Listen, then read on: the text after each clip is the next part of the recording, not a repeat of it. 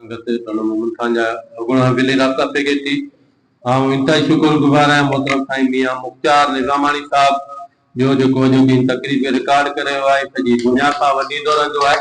उन सां गॾोगॾु असांजो नौजवान फोटोग्राफर मोहतरम नजीबुल्लाह गिराणो पंहिंजी फोटोग्राफी जा पर अंजाम ॾेई रहियो आहे, जो कि इन तकरीब में पंहिंजा ख़ूबसूरत वीचार वंडण जे लाइ गुज़ारिश कंदुसि सिंधी ॿोली जे इंतहाई ख़ूबसूरत शाइर ख़ूबसूरत लिखारी मोहतरम अब्दुल सत्तार आकाश टिकराई के जेके जो कि तकरीब जा इज़ाफ़ी मेहमान आहिनि पाण अचनि ऐं पंहिंजा ख़ूबसूरत वीचार मोहतरम अब्दुल सत्तार आकाश टिकराई। ॾींहुं दूर ॾुथसीं रातियूं कनि रिहाण उमिरि तिनी काण मुंहिंजो रूह लड़ियूं करे। स्टेज ते वेठल मुंहिंजा मान वारो महिमान गिरामी ऐं हिन असांजी सास ऑफिस में गॾु थियल बाशऊर दोस्तो अस्सलाम वालेकुम। लतीफ़ चयो त वखर सो विहाए जो पे पुराणो न थिए।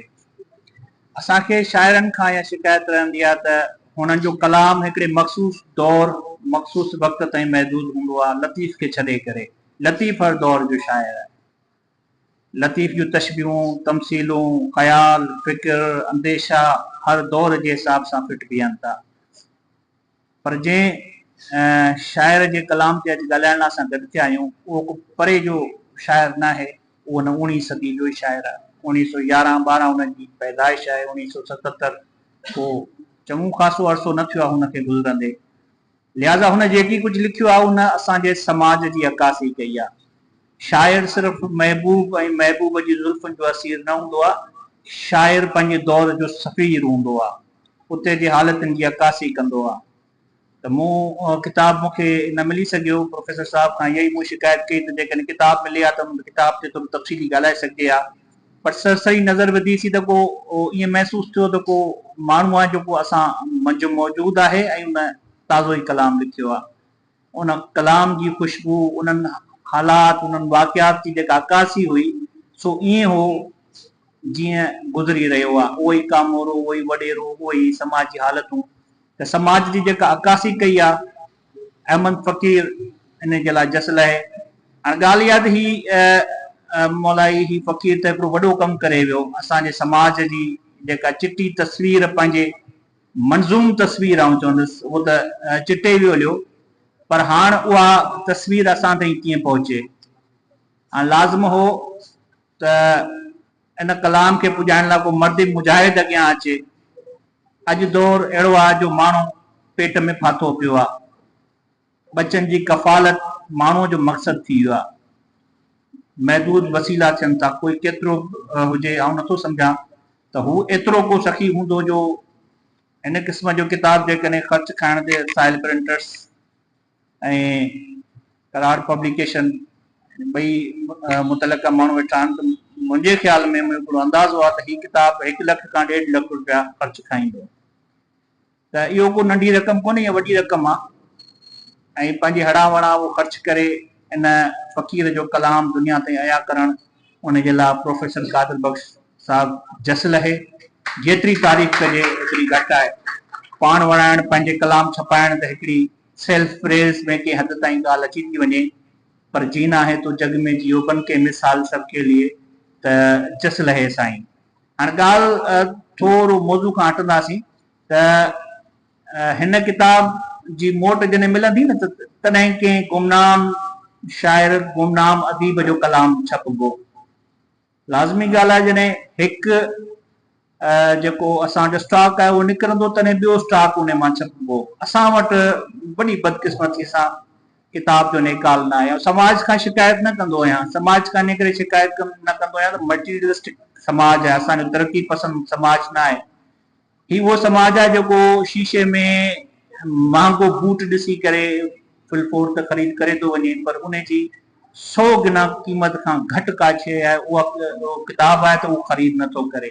असांजे समाज खे किताब जी ज़रूरत ई न आहे। हुननि खे जंहिं शइ जी ज़रूरत आहे उहो शीशे में रखियल वठी था वञनि, उन्हनि खे उन ई शइ जी ज़रूरत आहे। समाज मां त वॾी उमेद नथी रखी सघिजे, पर जेके बाशऊर तबिको जेको तबिको जंहिंखे आउं सुञाण तबिको चवां, जेके आउं शाइर अदीब मुफ़क्किर उन्हनि जो तबिको चवां, उन्हनि जो बि असां दोस्तनि जो ख़्यालु हूंदो आहे त अलाए साईं प्रोफेसर साहिबु केॾी महिल हिन ते लीको कढी असांखे कापी गिफ्ट कंदो। असांजो दोस्त हिकिड़ो आहे खलील कुंभार, उहो चवंदो आहे त शाइर जी उन वक़्तु वॾी तज़लील थींदी आहे जॾहिं हू पंहिंजो छपायल किताब, छपियल किताब, पंहिंजो लिखियल किताब तोहफ़े तौरु पंहिंजी सही करे ॿिए खे ॾींदो। असल में एज़ाज़ कोन हुनखे ॾींदो आहे, उहो बेवस थी मजबूर थी उनखे ॾींदो आहे। ऐं प्रोफेसर साहिबु हिन ख़र्च खां चढ़ियल आहे, जेकॾहिं किताब न बि हलियो तॾहिं बि मर्द मुजाहिद शायदि ॿियो किताब छपराए वञी हलियो, पर उत्साह तॾहिं पैदा थींदो जॾहिं बहसियत हिकु शाइर, बहसियत हिकु अदीब, बहसियत हिकिड़ो लिखारी असां किताब ख़रीद करे पढ़ूं। साल में जेकॾहिं चार किताब, टंडो मोहम्मद खान को एॾो वॾो शहर न आहे, जेकॾहिं 4 किताब 5 किताब छपजनि था ऐं जेकॾहिं उन्हनि जी टोटल हिकिड़ी सरासरी क़ीमत कढिजे थी त पोइ 2000 रुपया थिए थी। छा 2000 रुपया को लिखारी पंहिंजी जेब मां साल जो नथो कढी सघे?